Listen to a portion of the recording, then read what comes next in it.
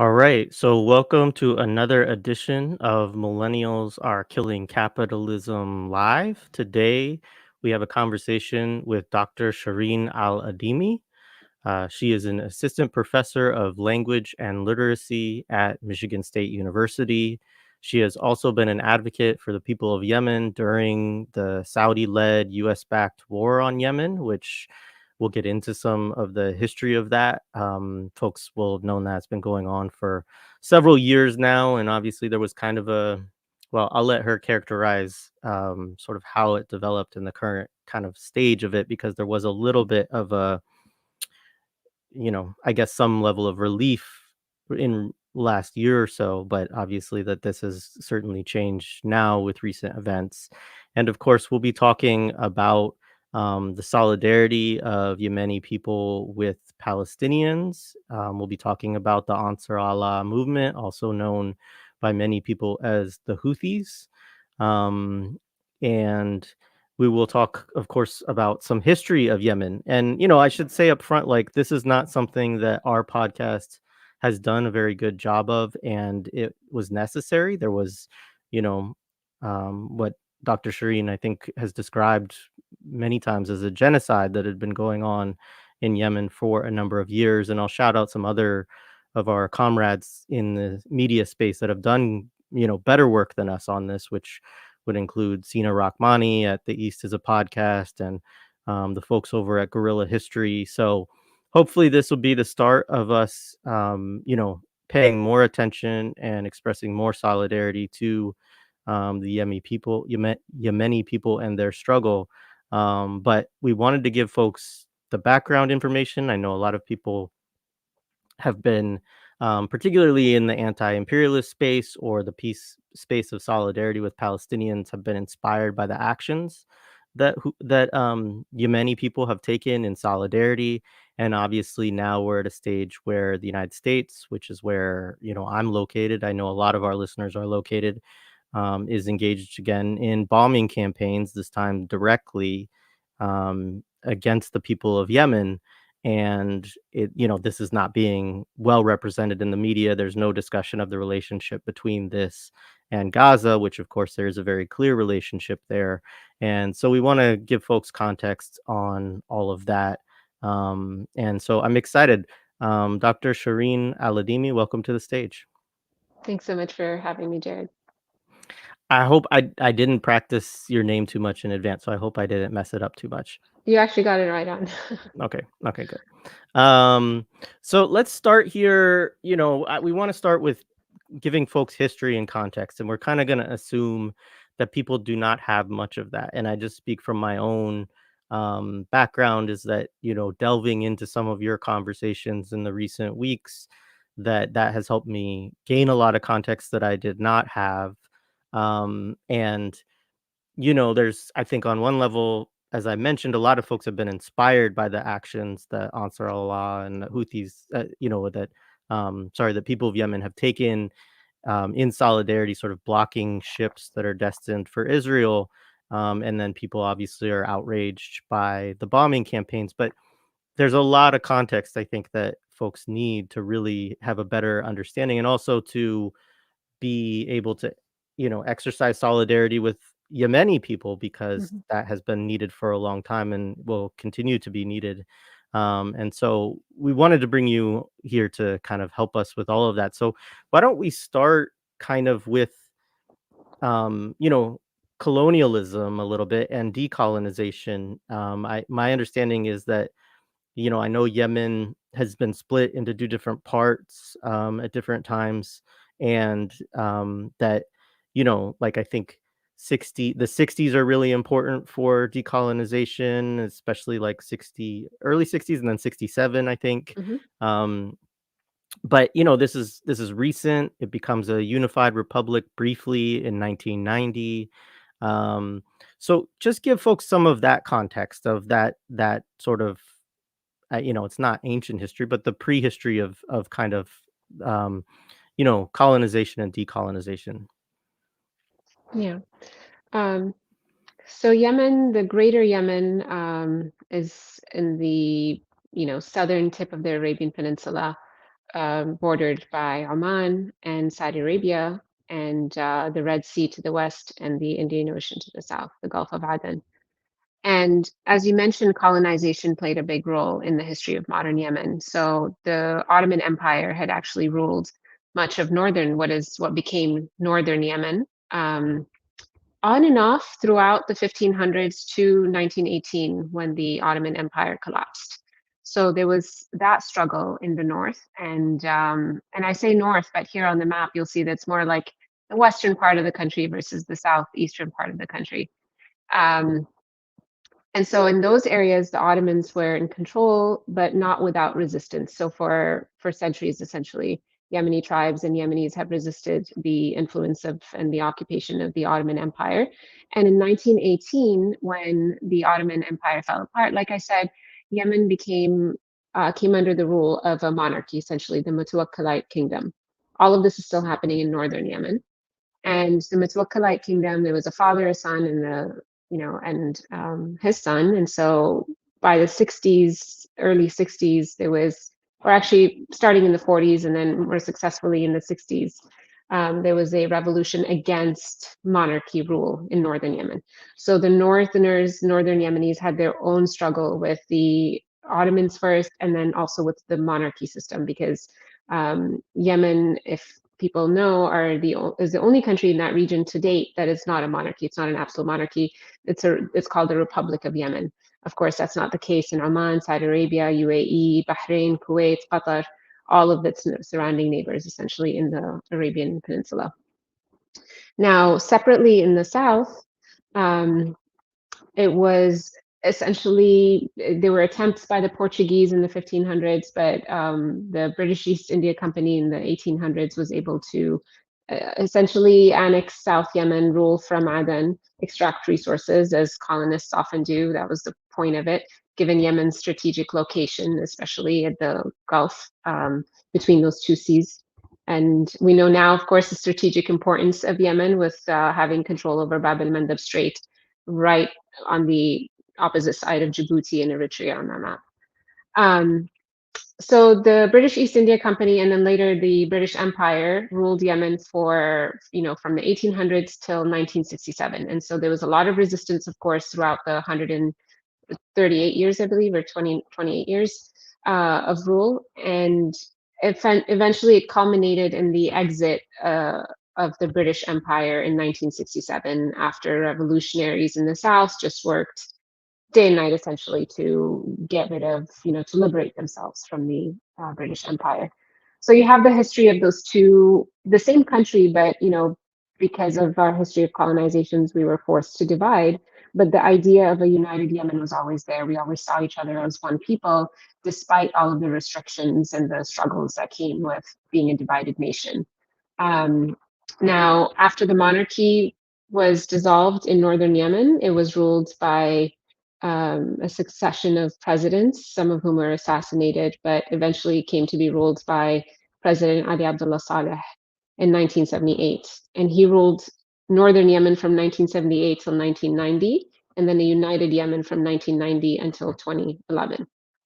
Meanwhile, in the south, when the British were forced to leave Aden and the southern part of the country, the form of government we had there was, to date, the Middle East's only Marxist-Leninist government. So it was a communist South Yemen, the People's Democratic Republic of Yemen. That's where I was born. I was born under communist rule in Aden. And that lasted from 1967 until 1990 as well, when they united with the Republic of Yemen, when they united with North Yemen to form the Republic of Yemen.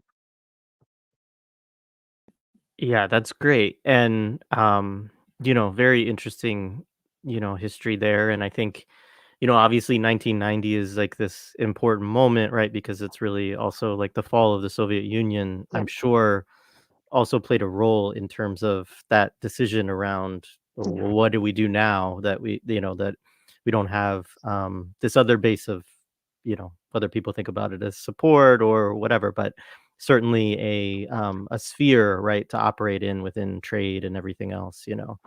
Um, That's actually exactly it, and I see the move to unite with Northern Yemen. Honestly, even though that was part of the goal, everybody in the country wanted that as an ultimate goal. Um, I think of it as a rushed decision because our history's formed in these parallel ways, and there weren't too many opportunities of intersection prior to this rushed unity. The southern leaders were seeing that the influence in their region, they weren't going to have much influence or support because of the collapse of the Soviet Union. And so the talks began in 1989, and then they quickly reunited in 1990, in May of 1990. So it was a bit of a shock to the system, so to speak. And the unity didn't last very long because I think because of maybe mismanagement or misalignment of expectations and not giving it time to develop organically.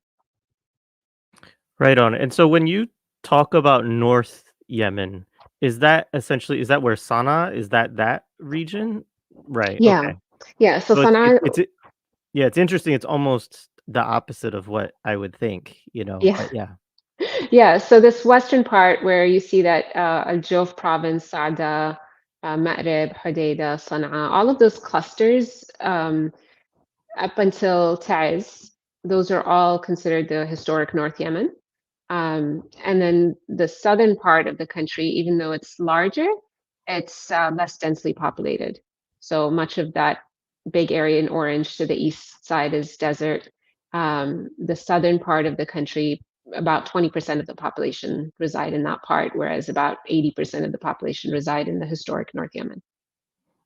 Yeah, so south is really kind of like east basically, Yeah, right? And then yeah, west is the north, right? Okay. yeah, yeah, All right. So I guess next I would I mean one I do want to talk about the origins of Ansar Allah and like how they kind of you know grow to take on as much political prominence within the country as they do. So maybe we should go there next, but maybe I don't know, maybe we should fill in a little bit of the history from like 1990 yeah. until like the 2010s or so. So yeah, maybe I don't know if you want to go there next instead.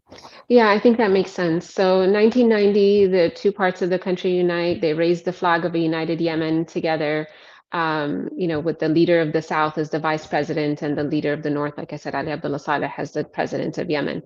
Um, Elections happened in parliament, and the Southerners only gained 18% of the vote in parliament, and they were very disappointed. Now, I'm not sure what they expected, and I speak as a Southerner here because we only made up 20% of the population and continue to this day make up only about 20% of the population. So again, it's a matter of misunderstanding or misalignment of goals. And the Southerners felt like they didn't really gain anything from this unity. They had more landmass that was now being taken over, and resources that now were being shared with the northern Yemenis, but they didn't feel like they had that representation that they wanted. And so in 1994, the South declared secession from the North. I was living in Aden at the time. I was a child, and this turned overnight into the summer war of 1994 because our president, dictator Ali Abdullah Saleh, by then I think it was a bona fide dictator, um, he responds to conflict as we see in the issue of the South and then later with the Houthis or Ansar Allah with force. And so he tried to wrangle the South back into unity. And interestingly, here we have another character entering the picture, which is going to be very important, instrumental later. His defense minister at the time is a man named Abdurrabbu Mansour Hadi. Hadi was a defense minister. He's a Southerner by birth, but had gone to the North in the 80s and worked his way up the ranks in the military and became the defense minister. Now, it was very symbolic for Saleh to send a defense minister from the South to regain the Southerners back into the unity with the North.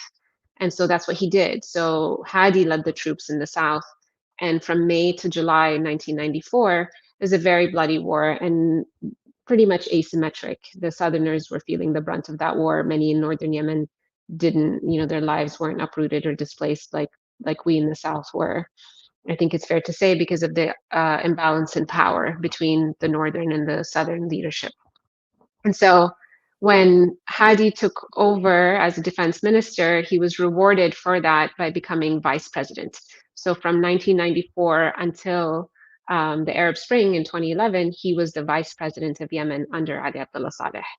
Um, the South, meanwhile, felt like, we were kind of forced back into this unity. Like we wanted to declare secession from the North. And many of those Southern leaders, all of them, in fact, fled the country. And Yemen was against kind of folded back into the unity, but many in the South felt like it was a forced unity from 1994 onwards. So grievances in the South began to fester. And in the late 1990s, early 2000s, this movement called Al-Hirak al-Janubi, the Southern movement, essentially, Al-Hirak for short, was formed, and they had very explicit secessionist goals. So you had that group now posing a risk to Ali Abdullah Saleh's rule in the north. But he had already gone to war in 1994, so it wasn't a major distraction. So that was festering and brewing in the south. Meanwhile, you have a group who eventually became known as the Houthis or Ansar Allah, and they gained prominence in the late 1990s, and they posed a risk to Saleh's rule from the very tip of the northern part of Yemen. So they come from a province called Sada, which borders Saudi Arabia in northern Yemen. And um, it's a movement that began with these clerics essentially who formed a political party. They're from the family of Al-Houthi. That's where the name comes from. And they gained prominence. Hussein Badruddin al-Houthi was a member of the Yemeni parliament at one time, and he was an outspoken critic of Ali Abdullah Saleh specifically. And the two issues that he and his movement began to vocalize against were corruption, essentially, that, we had Yemen was one of the most impoverished countries in the world, definitely the most impoverished in the Middle East among the Arab countries. Yet we had a president who, by the time he was killed in 2017, the UN was estimating that he was worth over $60 billion. And so, the corruption was widespread and very well known.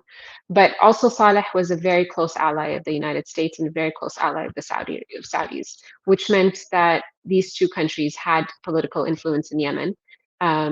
Starting with President Bush in the early 2000s, he would, have all of these drone attacks in Yemen under the guise of fighting terrorism. But, it didn't matter if civilians were killed, for example, as long as they were classified as terrorists by the United States. And so there were these breaches of sovereignty that Yemen was no longer behaving as a sovereign state because of Ali Abdullah Saleh. He was serving the needs of not the Yemeni people, but himself certainly and his clan, but also Saudi Arabian interests and US interests in the country. So the Houthis became very vocal against that. And the other issue that they had was that the Saudis were exporting their own version of Islam to Yemen, as they were to other parts of the world. Wahhabi Salafi Islam was being exported en masse to Pakistan, Bangladesh, Afghanistan, all of the areas in the region. But in Yemen, there was resistance to that because we have our own history of, strong foundation, theological foundation.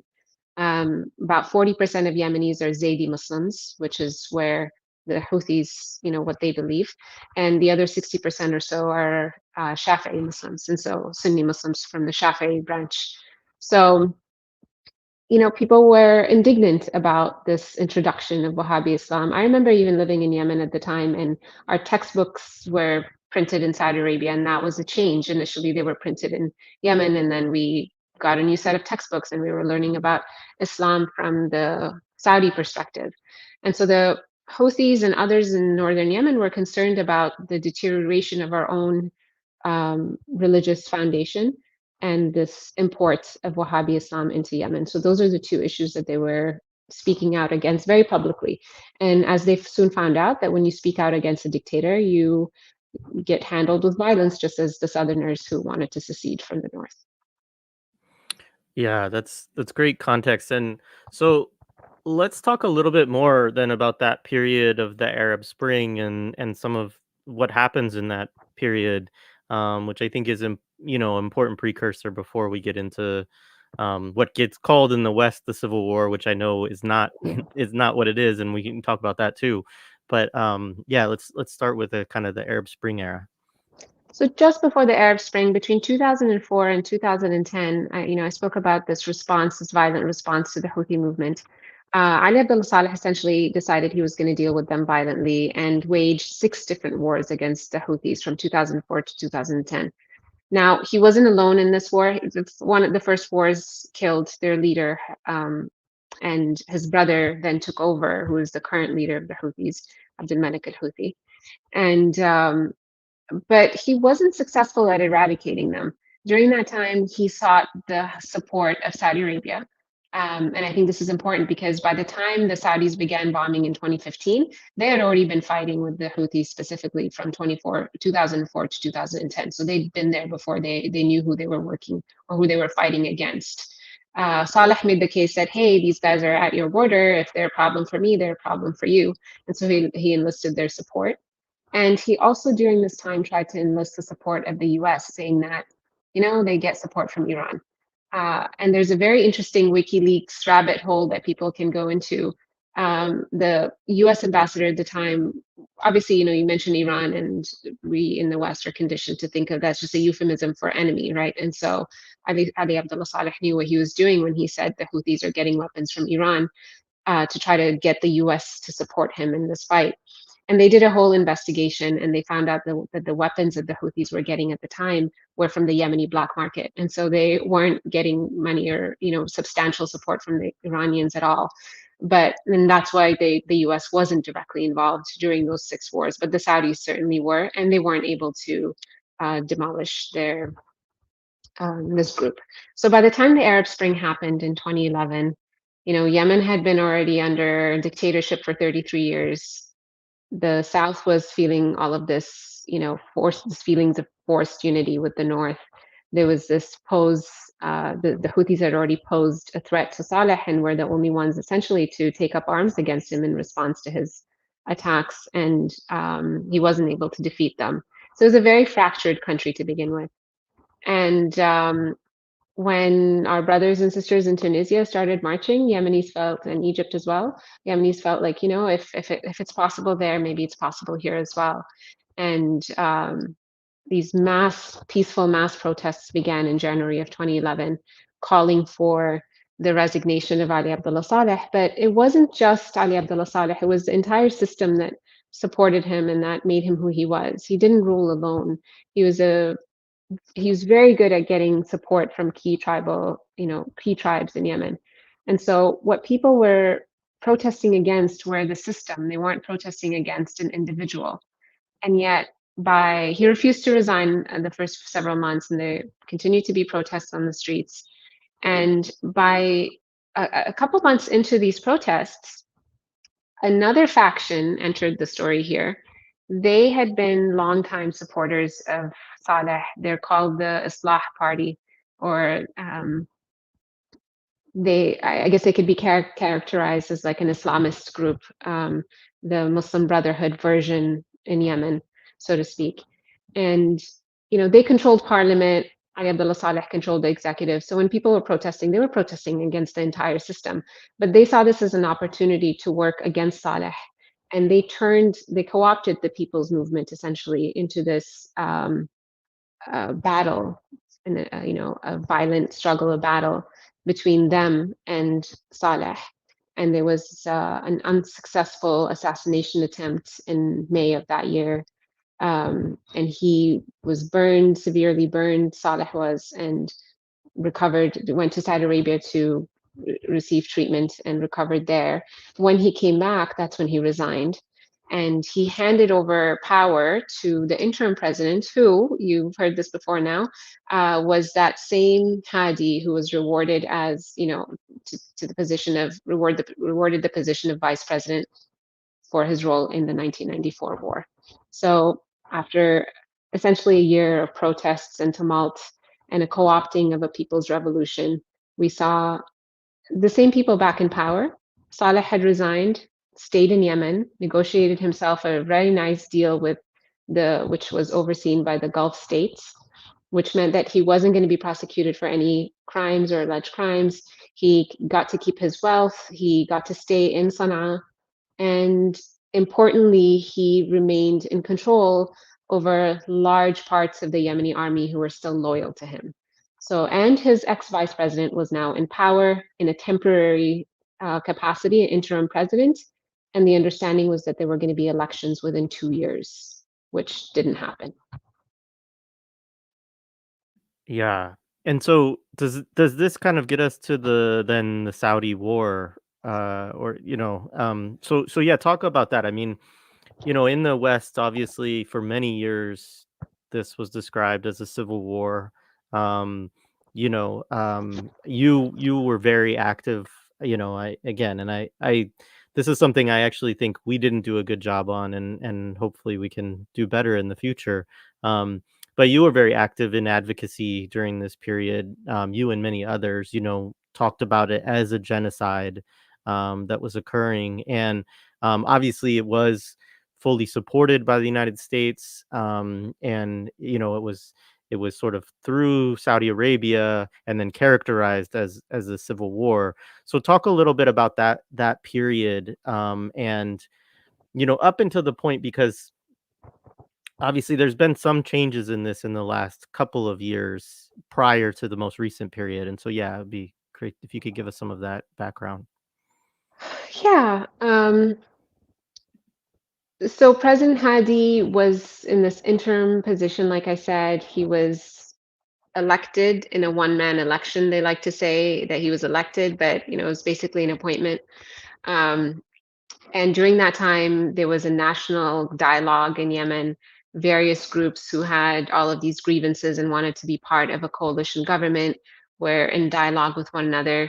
This includes the Hirak, the people who wanted to secede, the Houthis, the president's party, the GPC, members of the Islah party, the ones who, turned into his enemies after being, I mean, he basically created them as a controlled opposition in the 90s, and then they turned against him.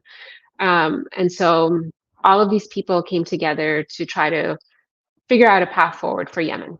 Again, it's a republic, so there was an opportunity to redraft the constitution, to have elections within 2 years. Hadi kept missing the deadline for these elections, and his time was extended by parliament for one more year. And then at some point, he resigned and then took back his resignation. And so all of these things were happening, and he was seen as just weak and just a puppet of the Saudis. And same old story all over again, except that he didn't have the charisma of Ali Abdullah Saleh, and so he didn't really have much support within Yemen at all. Um, and at the time as well, there was Jamal bin Omar. He's a UN envoy to Yemen at the time, and he writes and speaks very publicly about this. He was part of the negotiating team and getting those parties together and to redraft a constitution. So he says that they were very close to an agreement. They had agreed on major points to form a coalition government. And 2 weeks later, Saudi Arabia began bombing. Now, if we backtrack just a little bit from there, in September of 2014, the Houthis essentially lost their patience with Hadi. Ali Abdullah Saleh was sitting back watching events unfold. Again, he still had control over much of the Yemeni army, but he wasn't actively involved in anything. And the Houthis started protesting in August with many people in the Yemeni population because oil subsidies were lifted in during that month, and so oil became more expensive, gas became more expensive for people. And those protests reached a fervor. And in September of 2014, the Houthis marched themselves all the way from northern Yemen, from Sa'da, to the capital, Sana'a, and with very little resistance along the way, took over the capital. And it was just so astonishing because nobody had ever imagined that this group, who nobody knew was that powerful, but people sensed that, you know, since they didn't have much resistance, it must have been because Ali Abdullah Saleh's, army kind of stepped down and just kind of watch things happen. I think Saleh figured, let's just see what happens. Don't oppose them. Let's just see what happens. Maybe he saw this as a second comeback for him. So they took over the capital in 2014, September. They placed Hadi under house arrest, and they're like, now work on this and get those goals moving.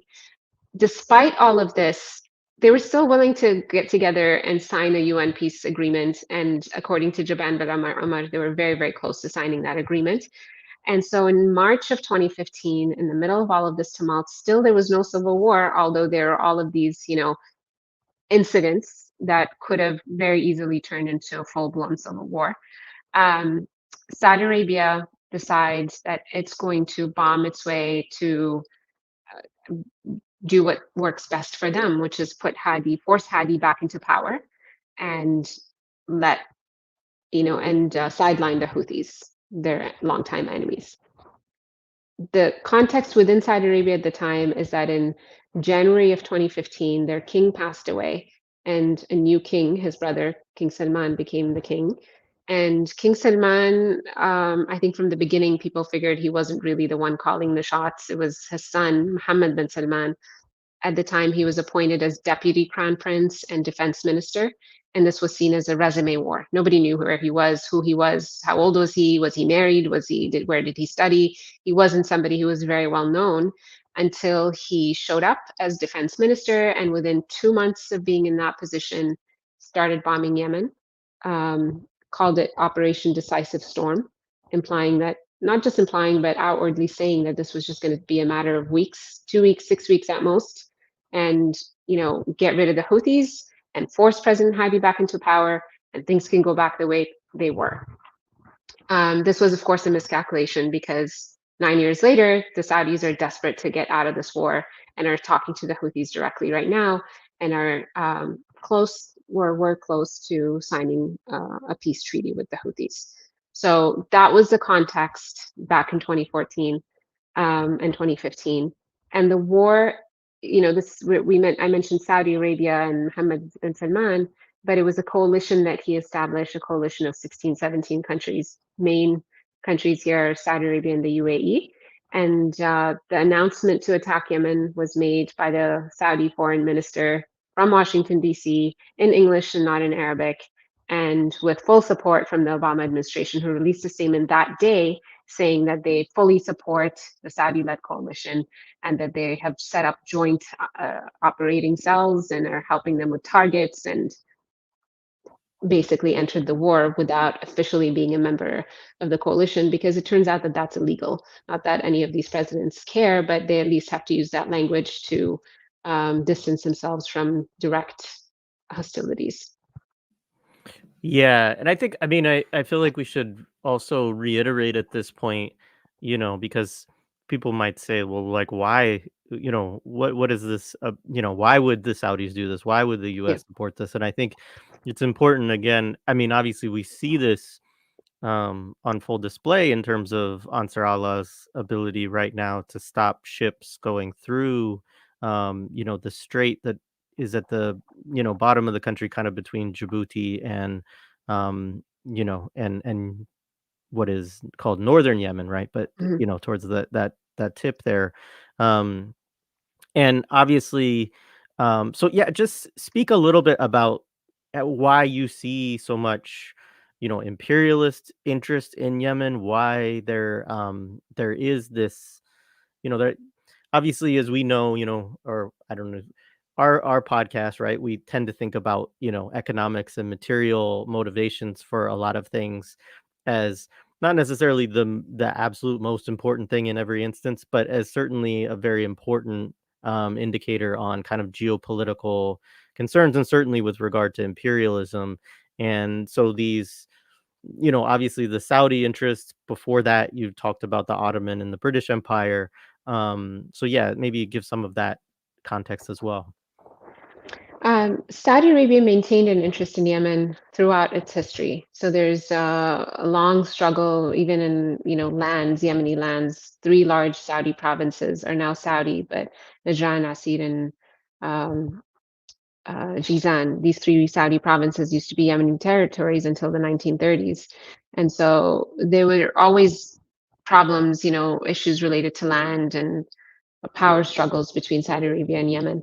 Um, Saudi Arabia is implicated in trying to force the monarchy back into Yemen when the revolutionaries in northern Yemen in the 60s were trying to abolish the monarchy. Monarchists like to, uphold other monarchists. And I also want to mention here that those who think that this is a sectarian issue, I think this is the biggest one of the biggest misconceptions, that this is Sunnis against Shias. Here we go again. They're fighting one another. It's just very simplistic and also inaccurate way of understanding these conflicts, because the monarchy was a Zaydi monarchy. Zaydism is a sect of Shia Islam. And the Saudis worked very, very hard for 8 years to try to propel them back into power, because at the end of the day, they didn't want a democracy at their border. They failed. And in various other wars in Yemen, civil conflicts, they chose different sides and they supported different sides materially. So they've always been interfering in Yemeni politics and Yemeni movements very overtly, not just discreetly. Um, and so in 20, but they knew not to have, their previous king understood that Yemenis are not people who you just bomb into submission. So at least he knew that. But you had this new king and his son who was just excited about war.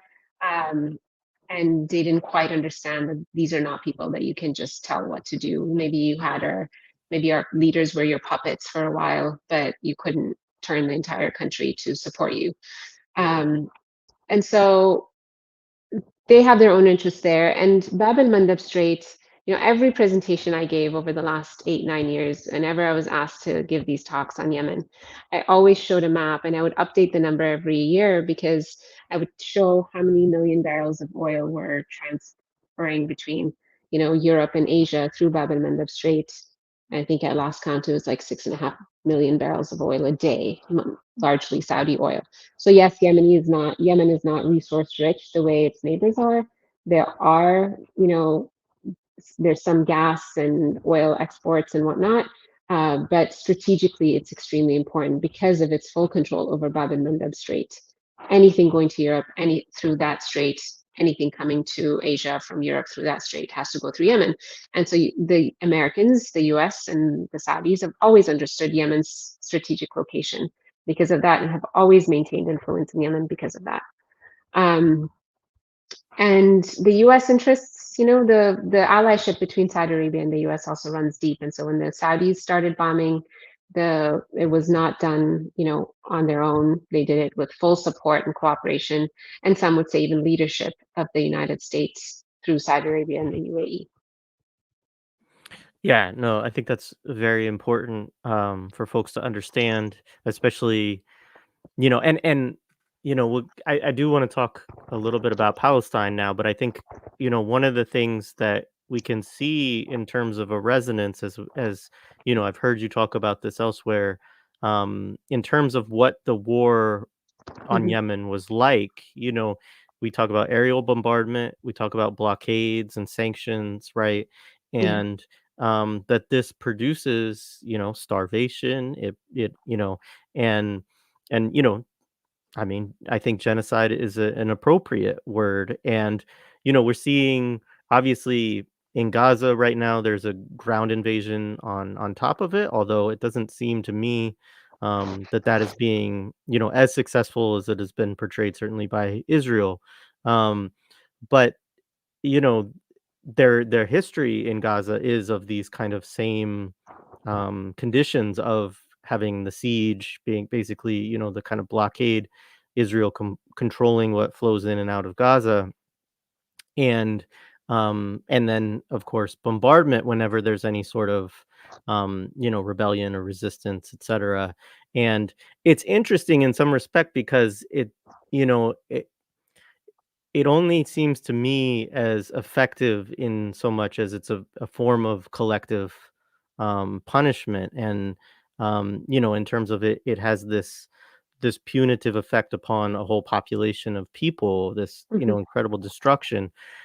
But it's not necessarily, I don't think, from a military perspective, effective in defeating resistance forces. It doesn't seem, I mean, and I think Ansar Allah in some ways, is a part of that story, in similar respects that people could talk about the Palestinian resistance. So, I guess one of the things that I did want to talk to you about is, we see this solidarity from Yemeni people with Palestinians. I mean, beyond the sort of actions that people have seen in terms of, stopping ships.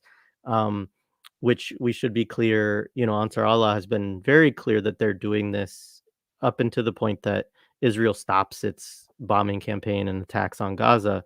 Um, but also, like, beyond that, you see, like, huge marches in Yemen, in support of Palestine, larger than anywhere else I've seen in the world, and there's I'm sure there's other countries, maybe Indonesia or places like that, where you would see something of that scale, but they're very large, and so I wonder if you could say a little bit about, where you think this solidarity comes from. Is it shared experience? Is it, Mhm. yeah. It's not new. I just have to say it's not new. It's not. It didn't start, on October 7th. The solidarity with Palestinians, specifically Yemeni solidarity with Palestine. Um, No matter our leadership over the last several decades, we have had an alignment between the people's solidarity with Palestine and the Palestinian people, and our leaders' solidarity with Palestine and the Palestinian people. So, whether it was the communists who were closing Bab el Mandab Strait in the 1960s in support of Egypt and their war with Israel, or the Ali Abdullah Saleh inviting members of the Palestinian political system who were expelled from Lebanon in the 80s after the civil war in the 80s and when Israel was bombing Lebanon, inviting them to Sana'a and to live in Yemen for a while.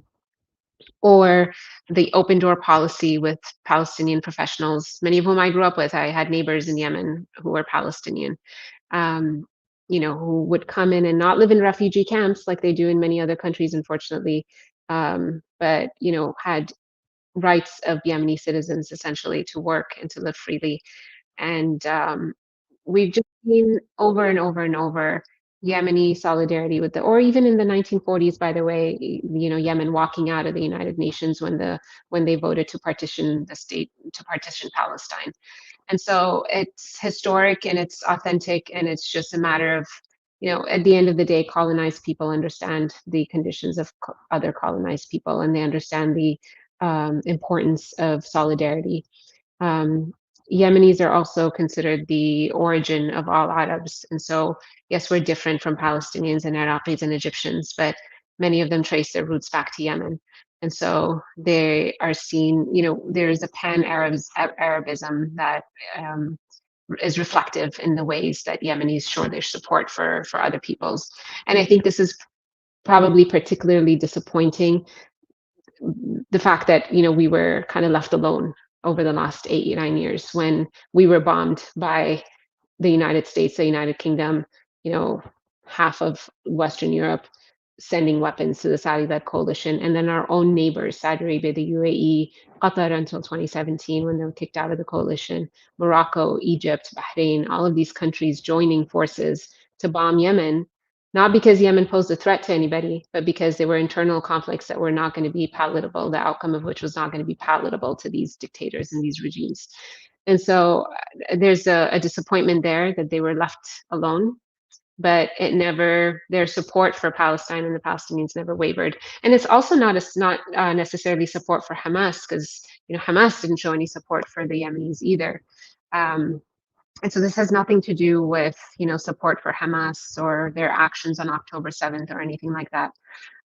This is just another iteration, a show of solidarity between Yemenis and Palestinians that has always been just not just moral but also material. Um, and we see the protests now. For us Yemenis, these are not new. All of these masses of people showing up in the streets of Sana'a and other provinces, they have continuously shown up in this way to show their own defiance of themselves being bombed by the Saudi-led coalition in the US, and also expressing over the years support for Palestine and the Palestinian cause. We're seeing it now because there's just so much attention paid to the brutality, the absolute brutality that we're seeing in Palestine against Palestinian people. And Yemenis end up standing out as one of the only ones who are doing something to uplift the Palestinian cause. They've said very clearly that they could have disrupted shipping all throughout these years. They didn't. Um, they've only started these attacks in Bab el-Mandab Strait as a direct response to what Israel is doing in Gaza, and they said, lift the blockade on Gaza, and we'll stop attacking Israel-bound ships. call for a ceasefire and we'll stop attacking these ships. And during the 6-day ceasefire that we saw last month or so, there were no attacks in the Red Sea. So this is just a direct response to what's happening in Gaza. Yeah, I saw you tweet something recently also about, I mean, obviously, I think we should talk a little bit about now the escalation of the U.S. Directly attacking Yemen, which I think is, I mean, obviously with the previous war, Saudi Arabia at least was taking on that coalition and that kind of responsibility, and now you see the United States saying, well, these are defensive attacks, which is quite a ridiculous I Yeah. mean, it's a ridiculous term in itself, but it's also ridiculous on its face in this instance. Um, but there's also the move to redesignate Ansar Allah as a terrorist organization, which they had taken them off that list, I believe, a couple of years ago or a year or so ago. And so, you had talked about how, again, that like that move um, more than impacting Ansar Allah will impact the Yemeni people as a whole. Mhm. And so, yeah, I mean, I guess just share a little bit of your perspective on those recent events from the U.S., your concerns about them and where they're going, and things that people need to sort of pay attention to in that realm. So one thing we didn't talk about yet is just you mentioned it, of course, but I didn't quite get into is the extent of the war on Yemen. Please. Now, the Saudis, yes, they took on this responsibility, and they were the face of the coalition. But I have to emphasize here, the Saudis did not manufacture a single weapon that was dropped on Yemen over the last, from 2015 to 2022 was when they stopped bombing Yemen. Um, 70 to 80% of their weapons were purchased by the United States, from the United States, the rest from countries like Canada, Australia, Italy, Spain, France, Germany, so on. Um, all of their pilots were trained by the United States. All of their ground forces, they had Green Berets at the border with Saudi Arabia and Yemen, training them and helping them with missions at the border.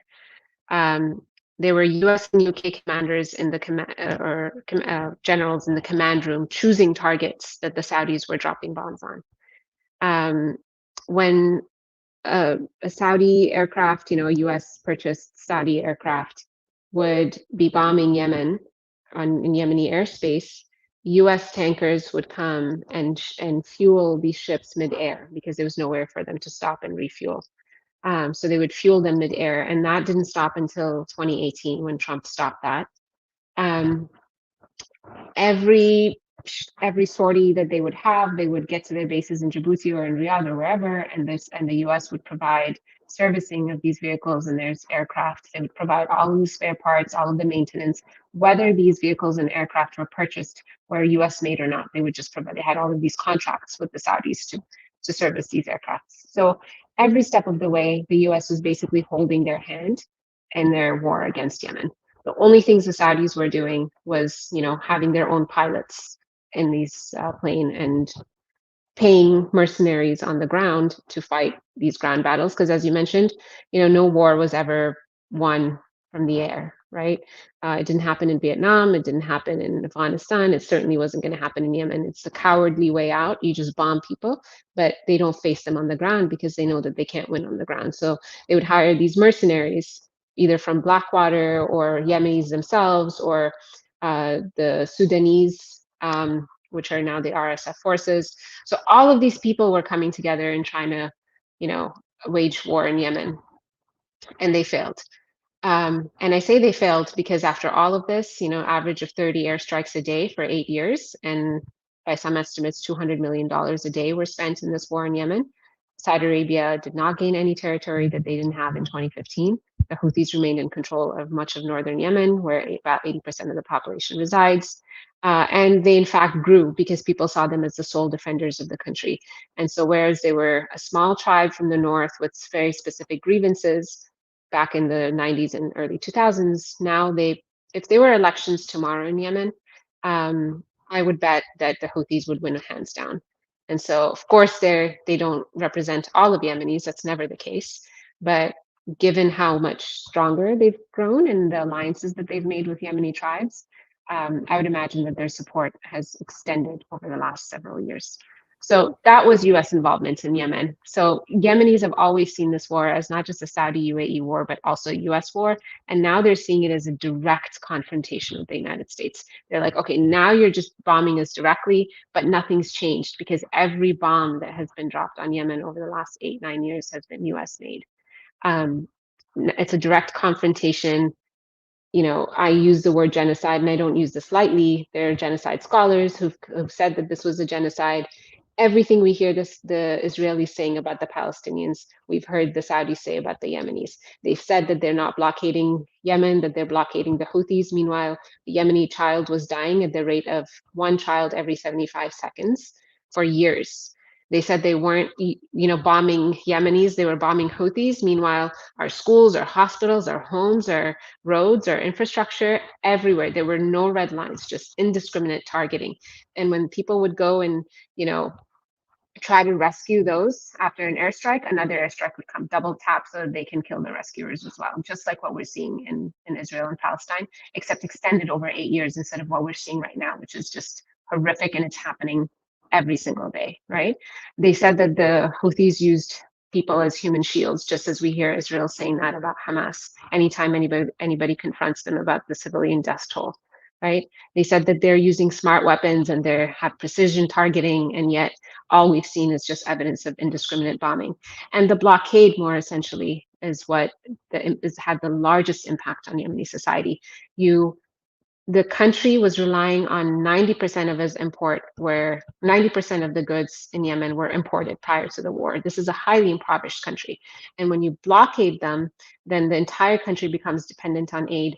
And even aid was then used as a weapon of war against the people of Yemen. So the solidarity that Yemenis have with Palestine and the ways that the solidarity is showing up comes at an immense cost. It's not that the Yemenis have nothing to lose. In fact, they have so much more to lose than maybe some of their neighbors, because we're at the cusp of a deal with Saudi Arabia that would alleviate much of the suffering after so many years, that would end the bombing once and for all, end the blockade, make sure that people's salaries have been paid, which, public servants have not been paid since 2016. And yet they see this defense of Gaza as an ideological stance that they have to take at the expense of their own safety and security. Yeah, thank you for laying that all out. And I do want to say at this point, because like one of the things that you have, well, I haven't heard, I don't think you explicitly say this, but it's been linked in a lot of the conversations that you've had with our comrades. But is the Yemen Relief and Reconstruction Foundation, is that still a solid place for people to, support in terms of, the Yemeni people and recovery and that sort of stuff? Yes, absolutely. I know them personally, and they try to minimize the overhead costs as much as possible. And they don't, all of their people in Yemen are volunteer based. And so they remain the people that I advocate for the most, yemenfoundation.org. Yeah, I put that in the show description. I will also just, yeah, throw it on the screen here real quick. But I think that that's important, and it's going to be, I think, more. It's going to continue, not more, but it's going to continue to be important. With these moves from the U.S. in recent weeks as well, because I think that, um, as you said, the sort of potential or possible relief that seemed in many ways like it might be coming, now all of that is certainly at best up in the air, but certainly kind of set back by the U.S.'s response um, you know, to what Ansar Allah has been doing, which I think most of our viewers would consider a fairly, a very principled defense of the Gazan people against genocide in terms of stopping ships, taking stuff to, Israel at this time. But, obviously that is not the way that the United States is characterizing it at all.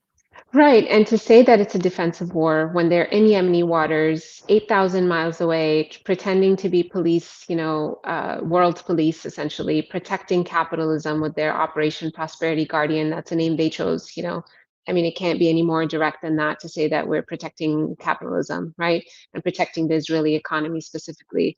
Um, and then to say that this is a defensive war. I mean, Biden is only saying it's a defensive war because he knows that it's illegal to declare a war on another country without Congress, which he's done, and which Trump has done, and which Obama has done, and which so many others have done before him.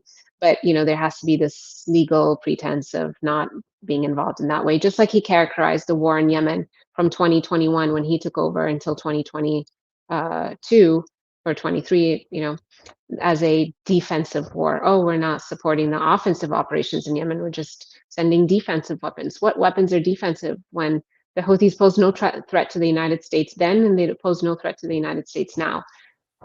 And so all of this has just been to protect, capitalism at the expense of the population of Palestine and the population of Yemen now, who are, being bombed, and they don't even call them, even the way that the US media is talking about these bombs, as they say that they're Houthi targets in Yemen. Airports are not Houthi targets. Airports belong to the Yemeni people, right? And so terrorizing the Yemeni population, as they have been doing throughout the 7, 8 years, and yet going around and listing the Houthis as terrorists, knowing fully well that this will cause massive, famine in more areas in Yemen, because when banks can't operate in the country anymore because they won't work with a terrorist group, so to speak, then how are people supposed to get money to purchase whatever goods they can access? Or when Saudi Arabia is now close to finalizing this deal, they're not going to be want to seen as negotiating with terrorists, and the Saudis and the US are very close allies, as we've talked about. And so this could disrupt the peace process. It could disrupt, you know, fuel coming into the country, medicine aid coming into the country. Um, and we fought really hard in 2021 to get them delisted. And Biden understood that he was delisting them because listing them to begin with was just a political move. And yet he's doing the exact same thing Trump did. Yeah, I mean, I think that's all very important, and yeah, I'm gonna get to some audience questions in a minute here too. So, folks, if you have questions, feel free to drop them in, in the chat. Do you feel well? Oh, here's something I wanted to ask you to kind of help folks, understand or clarify. Obviously, um, you've talked about Ansar Allah, you've talked about all of these, the obviously the U.S. Saudi war, we'll call it, on Yemen. Um, but you've also talked about like civil servants who haven't been paid for many years, etc. I mean, the question becomes like, because some people have said, that Ansar Allah is essentially the closest thing that people within, I guess, northern Yemen have in terms of a government at this point, or so how would you characterize that? I mean, I know you mentioned before that their popularity right now is probably at an all-time high. I imagine that's also partly due to their resistance, because I think that tends to increase the popularity of Mhm. groups. But yeah, I mean, how would you describe their relationship and kind of civil society also in Yemen? So when they took over in 2014, they didn't have any ambitions to govern. They didn't even know the capital or how it works, or they didn't have experience governing. They had experience as clerics and as fighters who were forced to fight the Saudis and the Yemeni government for many years. Um, and so one of the first things that they did was form an alliance with ex-President Saleh, which was just so shocking to every Yemeni, but also not really, because Yemenis have, there's just been so many times in Yemeni history and in just the last several years where groups make all of these strategic alliances, and then they switch when it's convenient and whatnot. And so Saleh ended up being forming a coalition with Ansar Allah for since from 2015 until late 2017. Late 2017, and they were together fighting the Saudi-led coalition, and they formed a unity government. So part of them were Ansar Allah, and the other part were Saleh's party, political party, the GPC, General People's Congress. And so together, they just basically kept things going as they were, but with more influence from Ansar Allah. And when Saleh in late 2017 switched sides all of a sudden and started, I guess he was this the Emiratis, the UAE started having a back channel with Saleh to try to say, we'll support you to become the next president again if you just turn your back against Ansar Allah. That was a massive miscalculation on Saleh's side because by now the Houthis were already entrenched in the capital, Sana'a. They warned him not, to take it back, to kind of fall back in line. And instead, he went on TV and he said, he called for people to mobilize against the Houthis. Um, and this miscalculation, essentially, within 2 days, he was killed because they had battles between them and Saleh, and he was killed. And so since then, they've kept this government that they've had in northern Yemen and have been running the country, much of the country, in the northern part of the country of Yemen. Um, the key thing that happened, and this relates to the salaries, is that in 2016, the Saudi-led coalition, the government that they supposedly are working on behalf of, but they're just a puppet government. They Yeah, moved. we should say that just quickly because folks, when there's a reference often in the West to the Yemen, Yeah, the Yemeni the government. official, this is a puppet government, essentially in exile, right?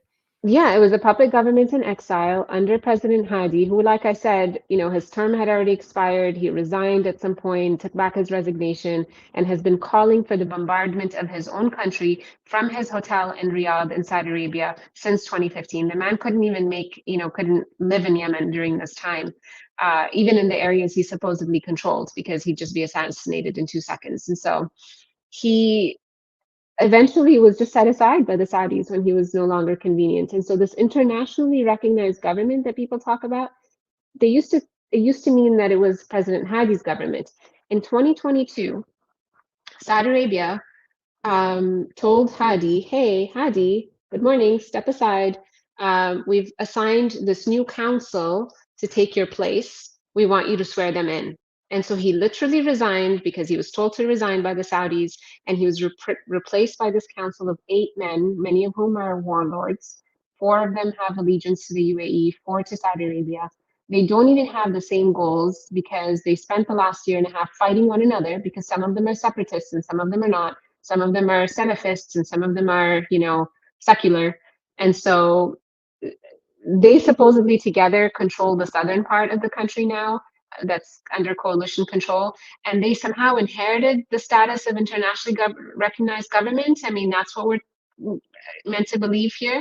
But certainly they were not elected by the Yemeni people, and many of them are not even based in Yemen. So that's the internationally recognized government.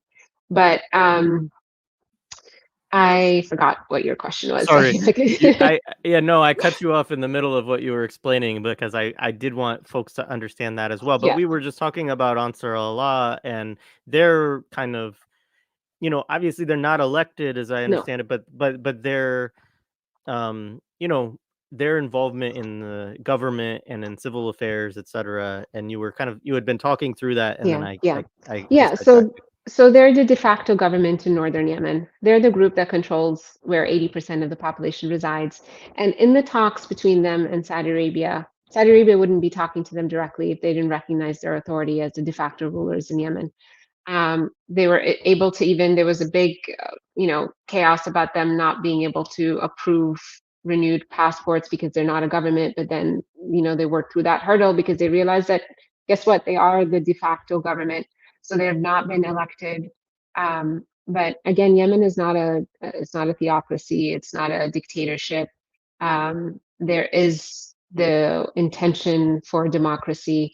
I would hope that when the dust settles, that Yemenis themselves decide who works best for them, and that could only happen in a general election. And if it's the Houthis that they decide to choose, that is up to Yemenis and nobody else, right?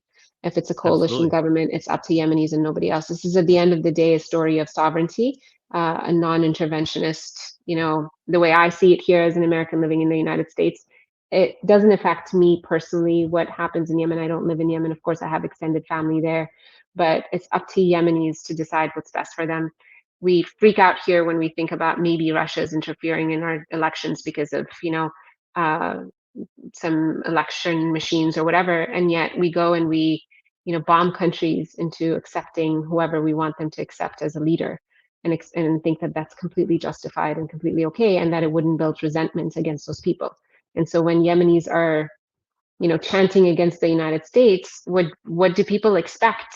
The United States has been bombing them for the past several years, starving them, and now bombing them directly, and trying to tell them who they should choose and what they should do and what they shouldn't do.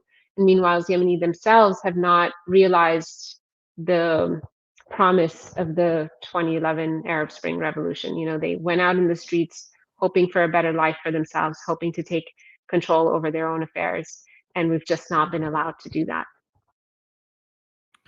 Yeah, no, and I just want to reiterate that. I mean, I think that it's not it is not the it's not the Yemeni people who have prevented themselves from being able to choose a democratic government, etc. It's actually all of these imperialist forces, Saudi Arabia, the United States, that have constantly been disrupting and bombing and propping up, you know, dictators and false governments and so on. And so, I think that's important for people to understand too, that, Yemen hasn't been able to get to a place where it could have elections and have that kind of sovereignty because of all the interference that has gone on. I was in a meeting with Tim Lenderking a couple of years ago. He is the U.S. Biden appointed U.S. Special Envoy to Yemen. The guy had never met the Houthis because they refused to meet him. And he had been surrounded himself with Yemenis from areas where they've accepted the coalition and the coalitions. Unfortunately, this divided Yemeni society, it divided Yemeni families, let alone the entire society, because some people felt like, yes, we don't like the Houthis or we don't like foreign interference, but it's, if they can help us get rid of the Houthis, fine. That didn't work out very well for them either. But he had been surrounded by all of these people who just agree with everything he says. So we were in this meeting together, and I was vocal against U.S. interference, and he said that I was mischaracterizing U.S. involvement in Yemen, and I laid down everything that the US has been doing. And then, of course, he couldn't deny that the US had been involved in all of these various ways. And then he came up to me after and he said, "So what do you want to do?" Actually, no, it wasn't after. It was during the meeting with other Yemeni Americans in Michigan. And he said, "Well, what should we do? Just let the Yemenis decide for themselves?" And I'm like, how preposterous is that question? I Mm. mean, think about how racist it is, first of all, to think like, oh, these brown people really just figure it out. We need to come in and tell them what to do, right? Absolutely let people do what they want to do. And I told him privately later, I said, look, like you've tried this in Afghanistan and 20 years later, it just went back to the Taliban, right? It's not up to you what happens in these countries. It's up to people. People who have to live there, who are part of that country, they're the ones who are most impacted by this. And they're the ones who can deal with their affairs, whether you like it or not, whether you like the outcome or not is completely irrelevant, right? Because again, Yemen posed a threat to nobody, not even Saudi Arabia. This was an internal conflict that would have been solved internally. We have had multiple civil wars in the past. We've had alliances that were formed and reformed and shaped and reshaped. And even this war now, the solidarity that Ansar Allah are projecting with Gaza is bringing people into the fold who were previously anti-Ansar Allah, who are now seeing them as like, well, actually, this cause unites us all, and so maybe we should work together against outsiders. And so it's up to Yemenis to do what's best for them. And I think the idea that we can just go in and, I mean, the U.S. has done that throughout its history. This is not new, but it seems like the cycle of rinse and repeat and not learning from military mistakes, not moral ones, because I don't think that matters, but at least just strategic mistakes. Yeah, appreciate that. So I'll pull up a question here, folks. Yeah, if you have other questions, drop them in the chat. So Steve asked if there's any contradiction between the foreign policy of the ruling class in Saudi Arabia and popular opinion in Saudi Arabia. That might be complicated by how authoritarian Saudi Arabia is, but I don't know what your thoughts are on this. I mean, I know there are pockets of resistance in Saudi Arabia, in the eastern province, for example, and they've been met with violent repression. And so Saudi Arabia is not a country where people can go and protest freely. It's illegal. It's illegal for them to protest in the UAE as well. So it's hard to gauge exactly what people are thinking. I know that it seemed that the war in Yemen was very popular, and unfortunately, they thought, you know, that not all Saudis, but it seemed that there was popular support for their princes. He became crown prince eventually, by the way. Um, he seemed to have the support of the population for his war in Yemen. Uh, I think by virtue of them being Arabs and Arabs being anti-Zionist for the longest time, it's hard to imagine that most of Saudi Arabian population supports normalization with Israel.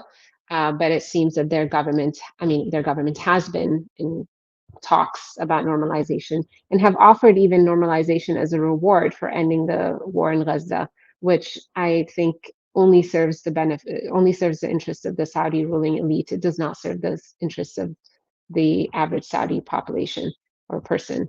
So I think there's definitely misalignment, but I'm not sure to what degree, given that people are not free to speak there.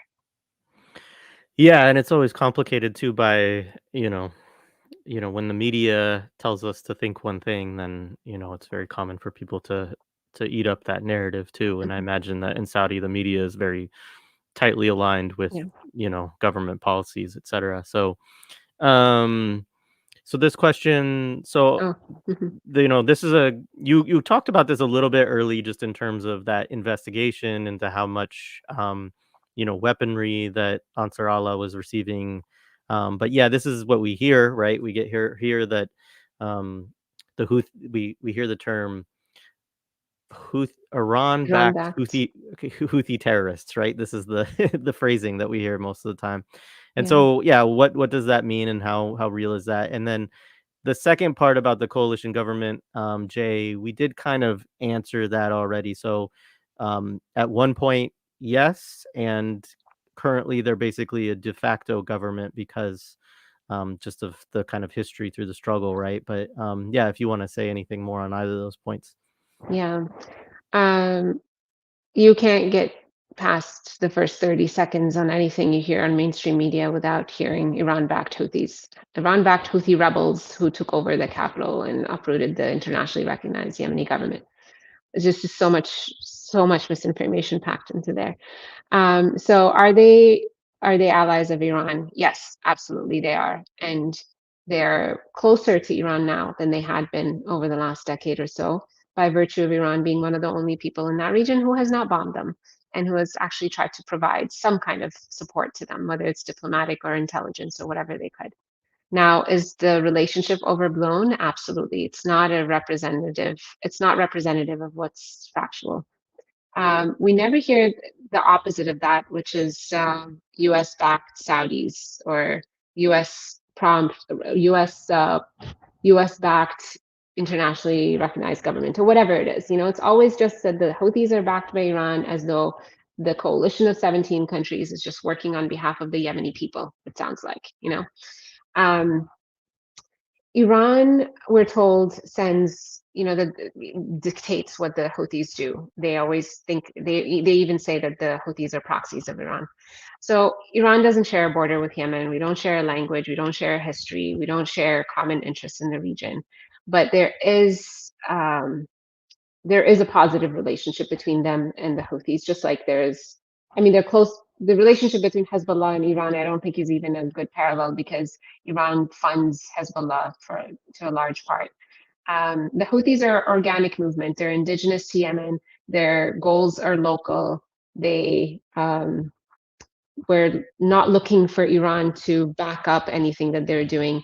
In fact, in September of 2014, when the Houthis marched all the way from Sa'da in northern Yemen and took over the capital, Iranians in the media were saying, hey, this is a bad idea. You probably shouldn't have done that. And the Houthis are like, who are you to tell us what to do? Like, this is none of your business. They have maintained positive relationships with them, though, and they probably do receive intelligence and technology related to how to, rework these drones that they've been able to extend their lives or work on the missiles that they have in Yemen. So there is definitely support from Iran, but it pales in comparison to the support that the other side has gotten, of course, from these international countries, from all of these foreign countries. Iran also doesn't have an interest in Yemen the way that they had in Syria, so they're not involved in the war as people imagine them being involved in. Um, and I think the biggest misconception is that Iranian weapons were making their way to Yemen. I would love to know how. You know, the country was under land, air, and sea blockade for 8 years. And just in the past year, and Sana'a airport was open to just one flight from Jordan to Sana'a a couple times a week. And people are still having to get permission from the Saudi-led coalition for fuel shipments to enter the country, for medicine to enter the country, for people to be able to come in and out. Even going from south to north, you can't go from South Yemen to North Yemen anymore without the permission of the Saudi-led government. And yet we're told that somehow Iranians are, bringing all of these, smuggling these weapons. How are they smuggling these weapons when there's an international blockade on the Red Sea, and when there was air blockade by the Saudis, and we're surrounded by countries? Oman shut down their borders, Saudi Arabia borders Yemen. Where is Iran supposed to bring their weapons from? And where are these weapons landing? Where are they? The Houthis sent some missiles here and there, but these were already stockpiled in Yemen. And who did they kill? Right? Where are the mass casualties that supposedly these Iranian weapons caused? Right? Where are the Saudi citizens or the Emirati citizens that were killed? Where are the US soldiers that were killed? All of the victims of this war have been in Yemen. 377,000 people is the very low underestimate of the number of people who were killed. And then we know about estimates like a child was dying every 75 seconds. For years, how many hundreds of thousands do you think were killed and starved to death? And millions are still starving. And yet we're supposed to believe that Iran has this influence in Yemen, which apparently has no consequences, to material consequences that we know of. Yeah, I think that's important to lay out, and I think it's similar across a lot of, obviously, as we had Max Isle on, and he's talked about, that of course Iran does support different groups to try to build a kind of regional defense or regional access to because its interests are also aggressed by the United States and by Mhm. Israel, etc. Um, but that this is often overblown. I mean, I know the same discussion often comes up with regard to Palestinian resistance and how much support that they have from Iran. And it is often, as I understand it, kind of technical support and things like that.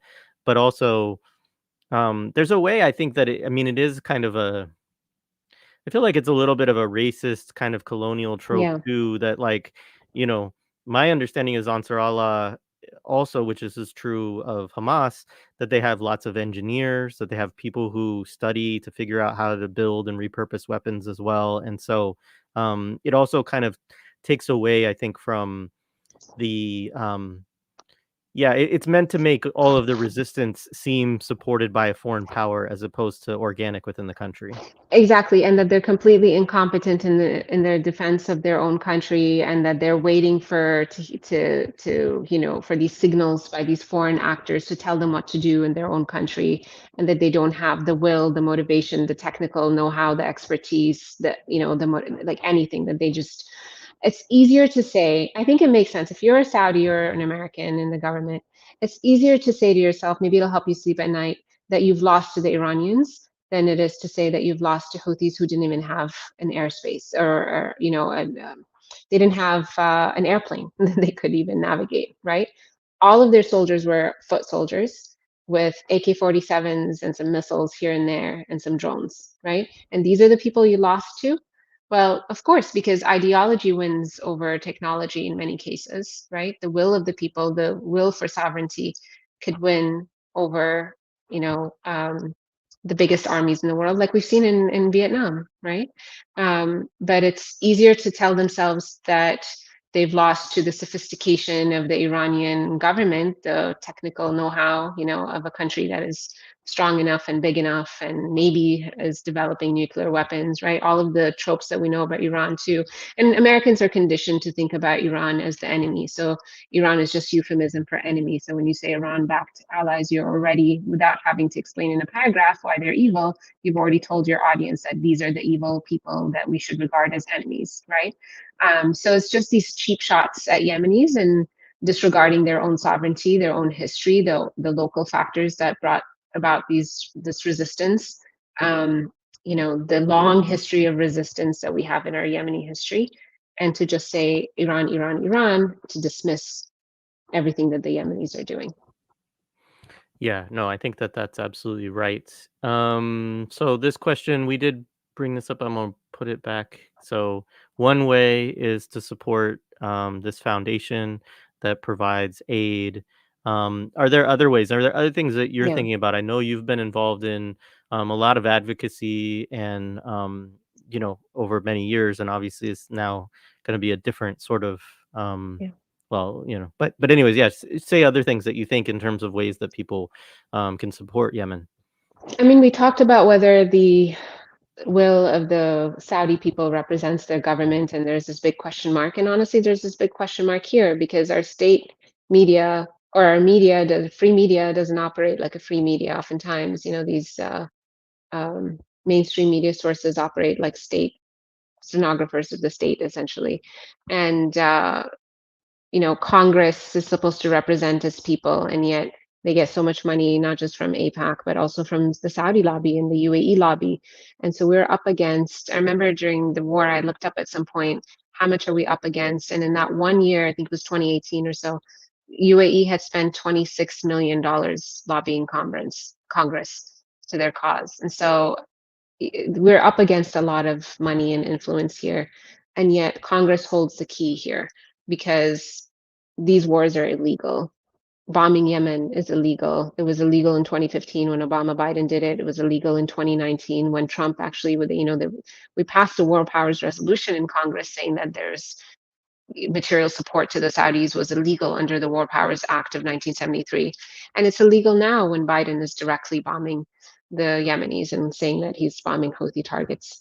And so I think mobilization and holding Congress accountable and letting them know that this should not be happening in our name, that escalating into violence rather than calling for a ceasefire is not going to win us any more friends. It's not going to serve the needs of anybody, not the needs of the US and not the interests of Yemeni people, of course. I would, the, appealing to the humanity, unfortunately, of our government doesn't work because children were starving in Yemen and nobody cared. Children are getting killed in Gaza and nobody seems to care. But just making the legal argument that this is in fact illegal and that the US could be held responsible for war crimes um, may motivate some within Congress to, as it had in the last few years, to make sure that our government is not supporting the Saudis and is not directly involved in Yemen. So I would say, talking to your Congress people, keeping this issue alive, protesting, writing, telling people about Yemen and what Yemen has been through at the hands of the U.S. Hands off Yemen essentially is the big message here. Yemenis are not looking for charity. Like, of course, Yemen Foundation, I think if people can donate, should. But, there has to be accountability and justice one day. There has to be reparations to the Yemeni people for having been subjected to US brutality. But right now, it's our goal to just stop the gushing wound, which is stop bombing Yemen. Yeah, and I mean, I think it's a just as you know the Yemeni people have shown so much solidarity to Palestine. I think it's also critical for us to connect these issues as well here Yeah. because there is a fortunately many people have been out and have been protesting and saying not in our name, etc., to Yeah. the war in Palestine, the Israeli, bombardment and genocidal actions in Gaza. And that is what the Yemeni people, as Ansar Allah specifically, of course, have been taking these actions in relation to. And I think it's important for us to also, puncture these narratives that are out there, right? Because Mhm. it is amazing that they can the way that it is. I mean, I saw I don't even want to bring up this person's name, but I saw Bernie Sanders, the other day just talking about the Houthis disrupting like maritime sovereignty or something Totally. like that, and it's like it's so ridiculous that we can't even have a rational conversation around what is happening, why it is happening, and because the US doesn't want to have to say, "Oh, yeah, we're bombing them too because they're supporting Palestinians Yeah. right now or because they're trying to stop a genocide." And I think that that's, I think it's important for us to share knowledge like we have today to help understand, the history of these things because it's not, as you said, these things didn't start on October 7th, with regard to Yemen, of course, either. Mhm. Um, Yeah, and and the disappointment here is that Bernie Sanders was the one who led that war powers resolution in 2019. At the time, the US, like I said, was providing mid-air refueling, intelligence, logistics. That's what counted as interference in Yemen against the Constitution. And there was Ro Khanna in the House and Bernie Sanders in the Senate, and it took us 2 years to pass this resolution, and it finally went through, only to be vetoed by Trump. But ever since Biden came to power, it was just politics as usual. And these same people who led the war powers resolution, who lend their support to it, were now saying, "Well, give Biden a chance, and maybe it is defensive and not offensive, and let's just keep it wait and see." Meanwhile, Yemenis are still being bombed by the same bombs, just under a different name. And so it's disappointing that Bernie Sanders wouldn't call for. I mean, it's not just disappointing, it's criminal that he wouldn't call for a ceasefire and that he would characterize Yemen's action as, disrupting maritime shipping when we've been very clear that the ask has been very clear. Call for a ceasefire in Gaza, lift the blockade in Gaza, and all of this will stop. And like I said, during the ceasefire, there were no disruptions to maritime shipping. And there are no disruptions to maritime shipping in general. There are hundreds of ships that go through that port every single day, or maybe every single week. But there have been, 30 attacks or so, and all of these, most of them at least, I mean, it's not a precise targeting, but most of them of have been course. linked to Israel and either are headed to Israel or are linked to Israel. And since the US and UK started bombing Yemen, now the Houthis have said, Ansar Allah has said that now US, UK, and Israel ships are going to be targets. And so this is just an expansion, an escalation, whereas a call for a ceasefire would have solved all of these issues. Yeah, I think that that's right. I appreciate so much you taking the time, and I hope that we can, keep up the dialogue and have you on again in the future. Certainly, whenever there's an importance to talk about, what's going on in Yemen, because I imagine that we're only kind of, it's hard to predict, right, Yeah. where this all is going to go from here. But I don't think the need for solidarity with Yemeni people is going to be something that goes away anytime soon. And so, anyway, very much appreciate your time and all of your, analysis and commentary today. Of course, thanks so much, Jared, and thank you to everybody who's been following this and who've asked these questions. Right on. All right. Thanks, everybody.